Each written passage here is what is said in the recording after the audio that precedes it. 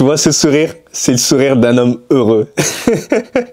Les gars, je peux pas me cacher, je suis heureux, je suis content. Défaite 2-1 du FC Barcelone face à Las Palmas. On pouvait s'y attendre hein, au niveau de la plage horaire, le fait que le match ait commencé assez tôt et aussi que ce soit Las Palmas en face parce qu'on sait très bien que Las Palmas, pour ceux qui ne connaissent pas, hein, c'est une équipe qui met systématiquement en difficulté, que ce soit le FC Barcelone et le Real Madrid. Si on a des victoires face à eux, c'est une manière difficile. Ils ont des joueurs assez intéressants comme Sandro qui est ex-barcelonais en plus et qui a mis en difficulté cette équipe du FC Barcelone avec notamment des joueurs plus inconnus mais qui arrivent aussi à faire le taf.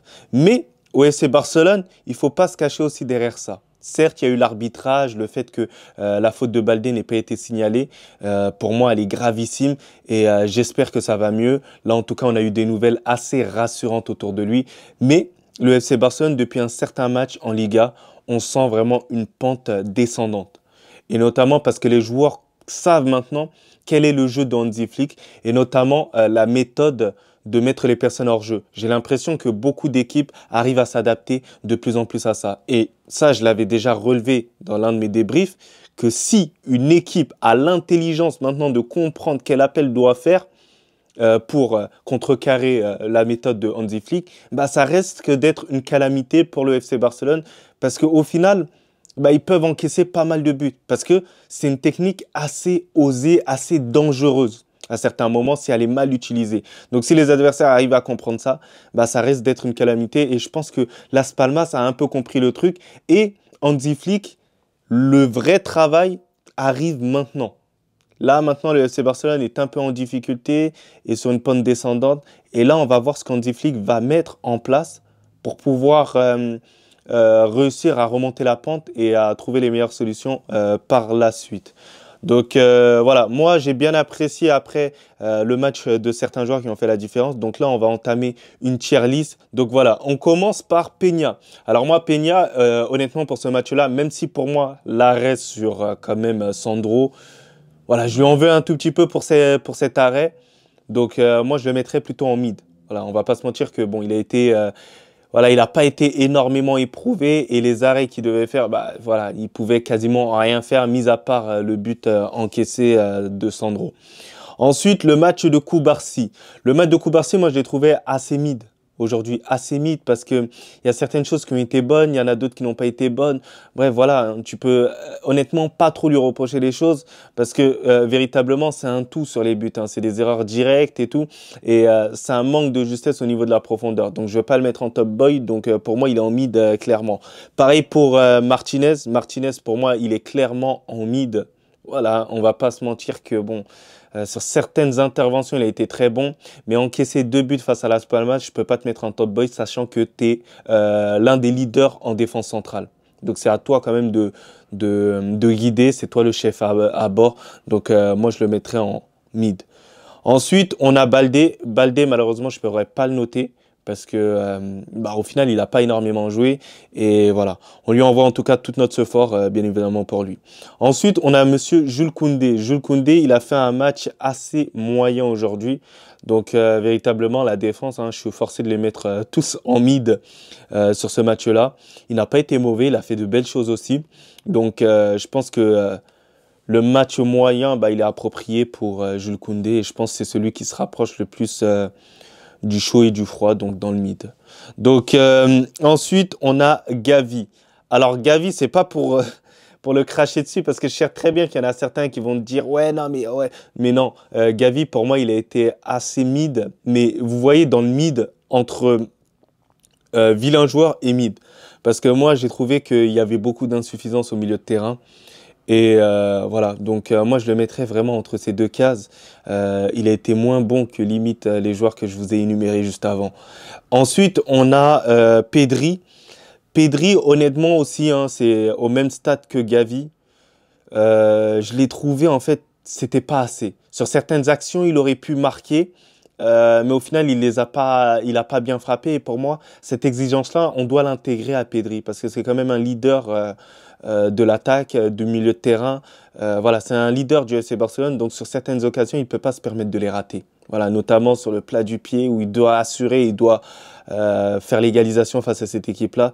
Donc, moi, personnellement, Pedri, hein, Je le mettrai en vilain joueur pour être dur avec lui. Même si pour moi, il mériterait une place dans le mid. Mais pour être dur avec lui, je le mettrai sur cette place-là.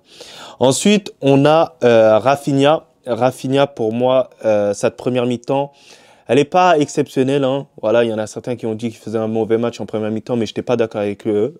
Pour moi, il était clairement en mid en première mi-temps. Mais en deuxième période, bah, il s'est révélé. Il a tout simplement montré qui était le joueur qui avait mis 9 buts en Liga. Donc, moi, je le mettrais largement, mais en, en top boy. Top boy, et en plus, il arrive à marquer son but. Il a failli inscrire un doublé sur un coup franc. Il a essayé de se démener et il a essayé d'aller chercher régulièrement Lewandowski, donc en top boy. Ensuite, on a Monsieur Touré.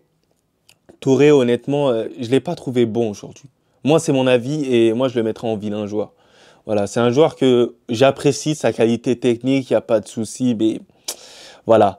Aujourd'hui, j'ai été assez déçu de son match et voilà, moi j'en attends beaucoup plus pour que il aille titiller quand même les titulaires parce qu'il en a peut-être le potentiel un tout petit peu quoi. Voilà. Si quelqu'un il va pas, bon voilà, tu peux prendre sa place. Ensuite, on a Firmine Lopez. Firmine Lopez, habituellement, bon, c'est l'un de mes joueurs préférés quand même du FC Barcelone. Si ce n'est peut-être mon préféré du FC Barcelone parce qu'il a cette compatibilité et il a cet apport offensif. Mais malheureusement, je ne l'ai pas reconnu trop sur ce match-là. Donc moi, je le mettrais en vilain joueur sur ce match-là. Donc ouais, je sais que ça va en faire voilà, des nerveux sur ça. Mais moi, je le mets en vilain joueur sur ça. Ensuite, on a Lewandowski. Lewandowski, pour moi, il est clairement en vilain joueur, hein. Je suis désolé, hein. Il rate des occasions qui sont tout simplement immanquables sur la fin de match. Mais honnêtement, sincèrement, Lewandowski, faut qu'il ait cette implication. Et le problème de Lewandowski, c'est que j'ai l'impression que par moment, s'il n'arrive pas à marquer de but, bah forcément, bah son match il est beaucoup plus difficile. Il n'a pas été trop concerné en termes de jeu. Alors certes, la défense de Las Palmas a bien joué, mais pour moi, il doit faire beaucoup plus quand même. C'est un top attaquant. Donc voilà, j'ai été assez déçu de son match à aujourd'hui. La rentrée de De Jong, franchement mid, hein. Franchement, De Jong, il faut trouver une solution pour pouvoir le vendre, hein, parce que c'est pas assez, hein. Par rapport à ce qu'il touche et ce qu'il produit sur le terrain, c'est pas ouf.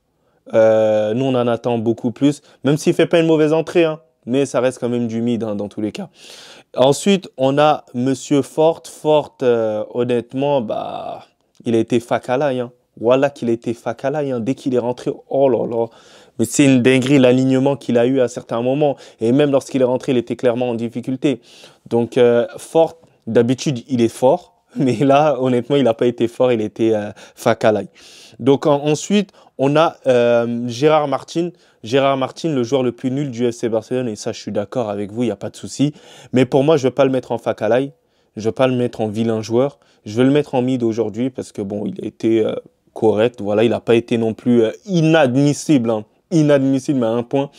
Mais voilà, c'est un joueur qu'il faut vendre à tout prix pour le FC Barcelone parce qu'il cause pas mal de dommages. Pour finir, on a Lamine Yamal et je vais terminer par lui et les autres, je vais pas trop les noter parce que bon, j'ai pas pu sortir vraiment objectivement leur match parce que honnêtement, c'était assez compliqué avec le nombre de ballons touchés.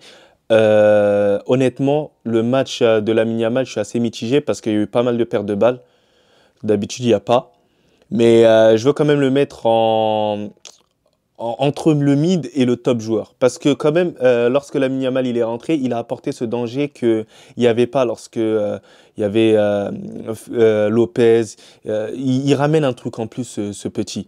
Donc moi, personnellement, je le mettrais entre mid et top joueur parce que voilà, il a un truc en plus et surtout, voilà, il a permis à Rafinha d'avoir beaucoup plus de liberté parce que sans lui, hein, je vous promets que peut-être que Rafinha n'arrive pas à marquer son but et voilà. Donc ce petit, honnêtement, j'espère qu'il reviendra encore plus à son meilleur niveau et qu'il arrivera quand même à faire kiffer tous les fans du FC Barcelone. Donc les gars, c'était ma tier list. Dites-moi un peu, vous, vos avis, si vous êtes d'accord ou pas, avec moi, bien sûr, dans le respect, hein, comme d'habitude. N'hésitez pas à vous abonner, à partager la chaîne, à activer la cloche, bien évidemment, et à être présent sur le futur débrief, le débrief de demain, la future tier list du Real Madrid. Real Madrid, on espère qu'on se rapprochera à un point du FC Barcelone. Mais sinon, en vrai, ça va toi?